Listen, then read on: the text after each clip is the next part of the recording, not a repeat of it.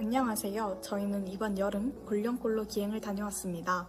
저희가 기행을 준비하고 다녔던 동안 배우고 느꼈던 것을 함께 보러 가실까요? 저희는 기행 전 댓거리를 통해 골령골 민간인 학살 사건에 대해 배웠습니다. 골령골은 한국 전쟁 당시 민간인 학살지 중 한 곳으로 세상에서 가장 긴 무덤이라고 불리는 곳입니다. 그리고 이곳에서 일어난 골령골 민간인 학살 사건은 국가가 민간인을 불법으로 집단 살해한 전쟁 범죄입니다. 6.25 전쟁이 나던 1950년 6월 말부터 이듬해 초까지 적게는 1,800명에서 많게는 7,000여 명의 민간인이 군인과 경찰에 의해 살해되었습니다. 그렇다면 집단 학살의 이유는 무엇이었을까요? 그건 단지 북한군에 동조할 우려가 있다는 의심 때문이었습니다.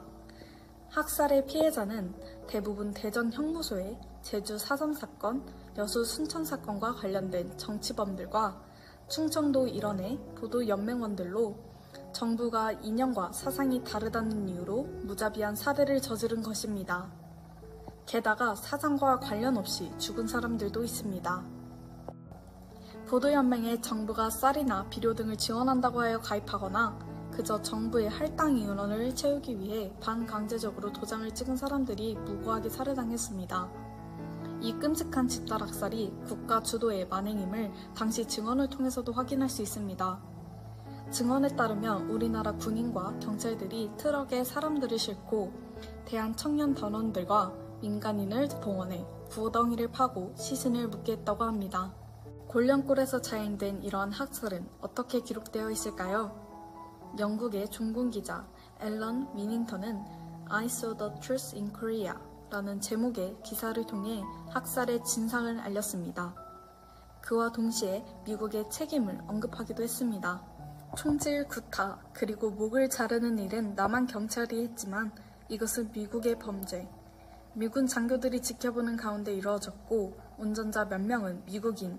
이라는 언급을 통해 골령골 학살 사건에 미국이 깊이 관련되어 있음을 밝히고 있습니다. 미군이 직접 남긴 기록 또한 존재합니다. 미군은 1950년 9월 한국에서의 정치범 처형이라는 제목의 보고서와 함께 학살 당시의 사진을 공개했습니다. 해당 보고서에서 눈여겨볼 만한 점은 학살 명령의 주체를 탑 레벨, 최고 위층이라는 모호한 표현을 통해 나타내고 있다는 점입니다. 탑 레벨은 당시 대통령이었던 이승만을 직접 지칭하는 것이거나 적어도 이승만 정부가 골령골 학살 사건에 책임이 있음을 시사합니다. 이러한 기록들을 통해 골령골 학살 사건의 책임이 미국과 이승만 정부에게 있음을 알 수 있습니다. 학살의 피해자는 최소 1,800명으로 추정하고 있지만 2022년까지 발굴된 유해는 총 1,441구뿐입니다. 사건이 발생한 지 70년이 넘게 지났지만 아직 최소 추정치만큼도 발굴되지 않은 것입니다. 심지어 1387구가 비교적 최근인 2020년부터 2022년 사이에 발굴되었다는 점을 미루어 볼 때 그동안 골령골 사건이 얼마나 은폐되어 있었는지를 알 수 있습니다. 골령골의 역사는 아직 끝나지 않은 것입니다. 골령골을 방문했던 저희는 피해자들을 추모하는 추모비가 훼손되어 교체되었다는 사실을 알게 되었습니다. 추모비가 훼손된 이유는 피해자들이 빨갱이라며 이에 대한 반발로서 행한 공격으로 추정하고 있습니다. 저희는 이 추모비를 바라보며 아직 골령골 사건이 제대로 알려지지 않았다는 것을 알 수 있었고 그것이 이 영상을 제작하게 된 계기가 되었습니다. 우리의 골령골의 역사를 제대로 알고 더 많이 말해야 합니다.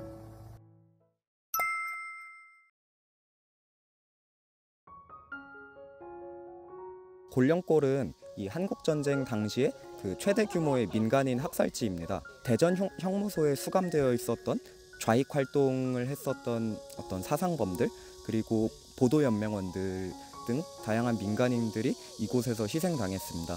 그 규모는 최소 1,800명에서 최대 7,000명까지로 지금 추정되고 있습니다.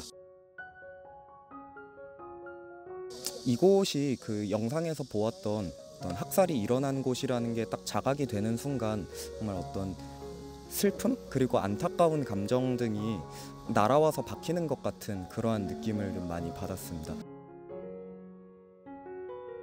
이 골령골의 이름이, 이 지명이 원래 골령골이 아니었는데 시대와 상황에 따라서 그 이름이 바뀐다는 그 설명이 참 안타까웠습니다. 이 골령골이라는 이름이 뼈와 영혼이라는 뜻인데 이곳에 뼈와 영혼이라는 참 안타까운 의미의 이름을 붙이게 한 그 시대가 나쁘고 좀 안타깝다라는 느낌을 많이 받았던 것 같습니다.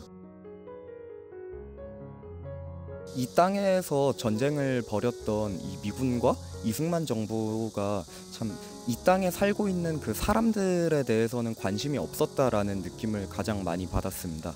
이 골령골을 포함한 다양한 곳에서 민간인 학살이 있었고 또한 민간인 학살이 아니더라도 이 전쟁 이후에 이 땅에서 살아가는 사람들의 삶에는 전혀 관심 없이 그저 전쟁에서 승리하기 위한 그 패권 경쟁에서 유리한 지위를 차지하기 위해서 이 한반도를 무차별적으로 폭격했던 그 과정들을 살펴보면서 이 미군과 이승만 정부가 정말 민중을 대변하지 못하는 그러한 세력이었다는 것을 절실히 느꼈던 것 같습니다.